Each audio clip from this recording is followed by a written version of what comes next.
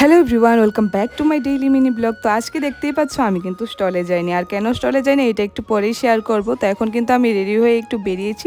Actually আমি এখন এসেছি রাহুলদের বাড়িতে, ভেবেছিলাম দুজনে মিলে একসাথে একটু ঘুরতে যাব, একটু মুভি দেখব, কিন্তু হঠাৎ করে এত বৃষ্টি নামে যে সব প্ল্যান ক্যান্সেল হয়ে যায়। তো ভাবলাম বাড়িতে যখন আছি অনেকদিন পরে বাড়িতে বসে সন্ধেবেলা চা খাবো। অ্যাকচুয়ালি এখন এতটাই বিজি থাকি যে কখন সন্ধে হয় কখন রাত 10টা বাজে মনেই থাকে না, বুঝতেই পারি না। তো সবাই মিলে গল্প করতে করতে বেশ মজা করে চাটা খেলাম। চা খাওয়ার পরেই না বৃষ্টিটা কমে গিয়েছিল। তো ভাবলাম বৃষ্টি যখন কমেই গিয়েছে একটু ঘুরে আসি।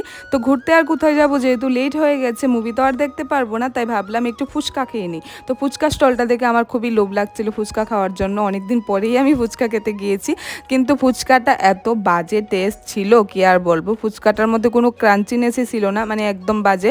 তো ফুচকা খেয়ে একদমই ভালো লাগেনি। তার রাহুলকেও খাইয়ে দিচ্ছিলাম, ও খেয়ে বললো যে একদমই ভালো হয়নি। তারপর আর কি করব, মুডটাই খারাপ হয়ে গেল ফুচকাটা খেয়ে। তারপর চলে গেলাম একটু লং ড্রাইভে, কারণ ওয়েদারটা খুবই সুন্দর ছিল।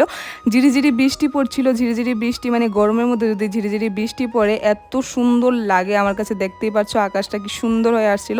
তারপর এই জায়গাটার মধ্যে একটু দাঁড়ালাম, একটু ফটো ক্লিক করলাম, তারপর একটু সময় কাটালাম দুজনে মিলে। তারপর কিন্তু বাড়ি চলে যাব।